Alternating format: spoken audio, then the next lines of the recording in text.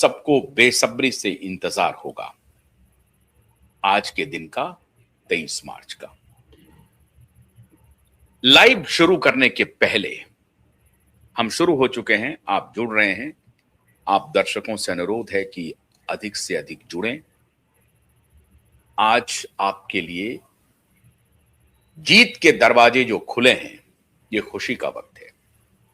कई बार मुझे सुनना पड़ता है, बहुत सारे हमारे दर्शक कहते हैं कि क्यूवाइव चैनल जो है कोई नहीं चला रहा है, यूं ही लगा हुआ है, कोई मतलब नहीं है, कहीं तो खबर आती नहीं है। और शायद वो ये सोचते हैं कि अन्य जो मीडिया संस्थान है, अन्य जो मीडिया समूह है, इंडिविजुअल के भी जो यूट्यूब पर इन्फ्लुएंसर हैं, वो शायद इस विषय को उठाएंगे। वो नहीं उठाएंगे। उनकी दिलचस्पी किसी और चीज में है। आपके कई बार हमारे उन दर्शकों के मैं तोहमत को झेलता हूं, आरोप को भी झेलता हूं। कभी कभी थोड़ी थोड़ी निराशा होती है, कभी, हमेशा नहीं, कि मैं ये लड़ाई लड़ रहा हूं और लोग आक्षेप कर रहे हैं। किसी मीडिया में तो नहीं है, खामखा क्यूवाइव नेटवर्क लगा हुआ है, क्यूवाइव खबर चला रहा है।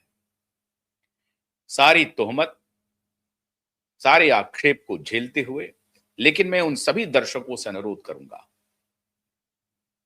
कि नियत पे शक 1% भी हो तो मुझे बहुत बुरा लगता है, तकलीफ होती है, दुख होता है। आप समर्थन करें ना करें वो अलग विषय है, लेकिन आप जब नियत पर उंगली उठाते हैं या हमारे संस्थान को यह कहना चाहते हैं कि हम गंभीर नहीं है किसी मुद्दे पर, तो तकलीफ होती है। आज 23 मार्च की तारीख मैं डेडिकेट करता हूं इस लड़ाई को एडवोकेट नीलेश ओझा को। हमसे भी ज्यादा वो सुन रहे हैं, लेकिन वो तो बैटल ग्राउंड में है, ऑन द ग्राउंड लड़ रहे हैं। आरोपी कमजोर नहीं है, ताकतवर है। उस ताकतवर आरोपी के सामने आंख में आंख डालकर लड़ रहे हैं, हिम्मत से लड़ रहे हैं। उनके साथ वकीलों की फौज है। तो आज अदालत ने आपके सब्र को आज पहचान दी है। 5 वर्ष के बाद अदालत में आज जो कुछ हुआ, सरकार के तख्तो ताज हिलने लगे हैं, घबराने लगे हैं, फजीहत हो रही है। छुपेंगे कहां? आज तो चीफ जस्टिस ने जो मोर्चा खोला है, अकल्पनीय है। और हमने कहा था कि हमें जो उम्मीद अदालत से है, वो उम्मीद बनाए रखनी चाहिए। इस डेमोक्रेसी में अगर किसी से उम्मीद है तो अदालत से ही उम्मीद है। अदालत ही हमें न्याय देगी। हां, ये बात सही है, कुछ प्रोसीड्यूरल दिक्कतें होती हैं, तारीख पर तारीख लगती हैं, परेशानी होती है, और उसमें लोग थक जाते हैं, निराश हो जाते हैं, टूट जाते हैं। लेकिन हम न टूटे हैं, न निराश हुए हैं, न थके हैं। आप सबके सहयोग से लड़ रहे हैं। और उन 1-2 जो दर्शक कभी कभी टिप्पणी करते हैं, हमें उम्मीद है कि वो भी हमारे साथ होंगे। उनको लगेगा कि हां, ये लड़ाई शुद्धता से लड़ी जा रही है और न्याय के लिए लड़ी जा रही है, कोई एजेंडा नहीं है। वरना हमें सरकार से क्या लेना देना? हमारा कौन सा खेत चरा लिया है या खेत को उजाड़ दिया है हमारे फडणवीस साहब ने? हमें क्या लेना देना? लेकिन हम खड़े हैं उन सब के सामने। स्वागत करते हैं एडवोकेट नीलेश ओझा जी का। बहुत बहुत स्वागत है नीलेश जी। माफी चाहता हूं, थोड़ा वक्त लगा आपको ज्वाइन कराने में, लेकिन आज जो अदालत में हुआ है, आपके चेहरे से लग रहा है कि मामला बहुत शानदार हुआ है। आज दिशा के पिता को, सतीश साल्यान जी को भरोसा हो गया होगा कि अंधेर नहीं है, देर जरूर है। वो थे ना, साथ में थे, आज साथ में थे हाई कोर्ट में। वो साथ में थे ना हाई कोर्ट में? हाँ, साथ में थे, बहुत सारे वकील थे अपने। आज सारे मीडिया संस्थान देखें, और मैं अनुरोध कर रहा हूं चीफ जस्टिस ऑफ इंडिया से भी कि वो भी देखें। आपके जज साहब बढ़िया काम कर रहे हैं, बहुत बढ़िया काम कर रहे हैं। शुरू करें सर, क्या हुई कार्रवाई, कैसे शुरू हुई? देखो लास्ट टाइम जो मैंने कहा था ना, हाई एंड बोर्ड का क्या मतलब है, ये मैंने समझाया था। हाई एंड बोर्ड हाँ पहले हाँ, समझाइए। सुनिए, हाई ऑन बोर्ड मतलब एकदम टॉप प्रायोरिटी पे कैटेगरी ए में रखा था। 903 मतलब सीरियल नंबर 3 और 904 एक ये दो मैटर थे अपने। तो मैं पहले अपने इसके अपने बात पे आता हूँ।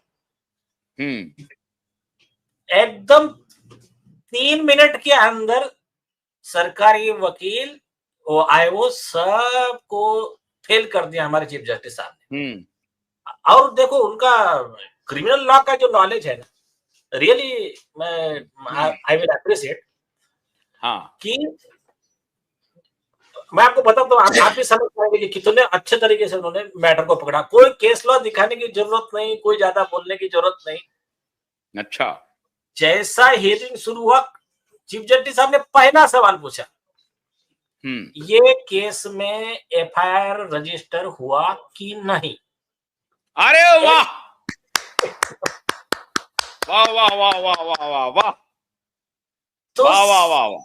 हाँ, तो सरकारी वकील साहब का मैडम का जवाब आप सुन लीजिए। देखो इस पे क्या था। वो बोले सर क्या हो गया, इसमें 174 सीआरपीसी का हमारा सब इंक्वायरी कंप्लीट हो ही गया था कि इन्होंने एक पेन ड्राइव दिया, उसकी इंक्वायरी चल रही है। हाँ, आप चीफ जस्टिस साहब क्रिमिनल की उनका अच्छी पकड़ है, मतलब जिसको मास्टरी टाइप बोल सकते हैं। उन्होंने बोला अच्छा 174 सीआरपीसी क्या होता है मालूम है? हाँ।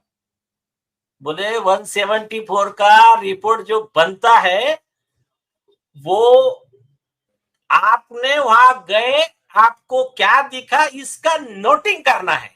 उसमें ये पेन ड्राइव इनका जो एफआईआर में इसका कोई मतलब नहीं है।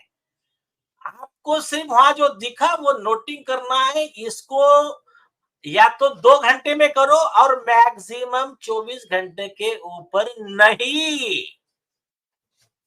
आप समझे क्या जो हम इतने दिन से कह रहे थे? जज साहब ने खुद ही बताया उनको लॉ समझा के। सरकारी वकील स्पीचलेस। हम तो आपने तो सारे वकील ये सब लोग एक्टिविस्ट सब खुश हो गए, अभी सही कोर्ट में मामला आ गया। तो उन्होंने जिस तरह से पकड़ा ना लॉ पॉइंट, रियली एप्रिसिएबल, मतलब बहुत बढ़िया हो गया। तो उन्होंने कहा उसमें ये पेन ड्राइव और इनके कंप्लेंट वो कहां से आ गए? बाहर का एक भी चीज आप 174 में ले नहीं सकते। तो ये 5 साल से एसआईटी बना के जो टेबल टेनिस का खेल खेल रहे थे, ये सब हो गया फ्लॉप शो। जो हम कह रहे थे आज चीफ जस्टिस साहब ने बोला अभी इनका पूरा ये हो गया। आप कोर्ट ने कहा सुनो, आप जो भी आपके आयोग यो सब से इंस्ट्रक्शन लो, क्या है कहाँ है इनके कंप्लेंट पे एफआईआर क्यों नहीं हुआ, क्या नहीं हुआ, और you take instruction and 2 week के बाद में हाई ऑन बोर्ड। बस आप देखो, मैंने कोर्ट को एक बात बोला और हाँ मैं भूल जाऊंगा। उन्होंने बोला कहा है 174 का रिपोर्ट का है? तो मैंने कहा साहब कोर्ट ने कितने बार बोला है, 5 साल से रिपोर्ट ही नहीं दे रहे।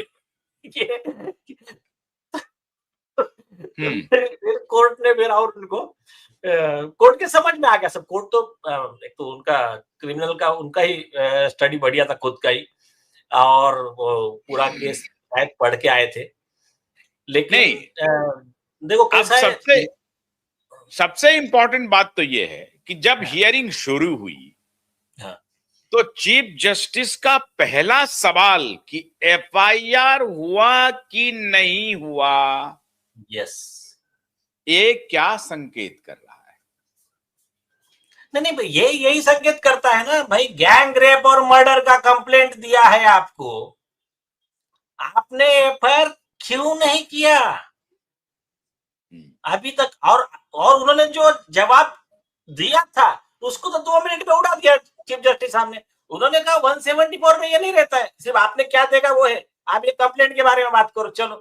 तो एसआईटी का पूरा इंक्वायरी, उसका कंक्लूजन ये पूरा नल एंड वाइड है। और सेम जजमेंट सुनिए, हमको दूसरे कोर्ट में क्या करना पड़ रहा था, सुप्रीम कोर्ट का जजमेंट पढ़ के बताना पड़ रहा था। गडकरी साहब को हमने 3 बार पढ़ के बताया। हाँ हाँ हाँ, कि ये जस्टिस पार्टी वाला साहब का क्लियर जजमेंट है,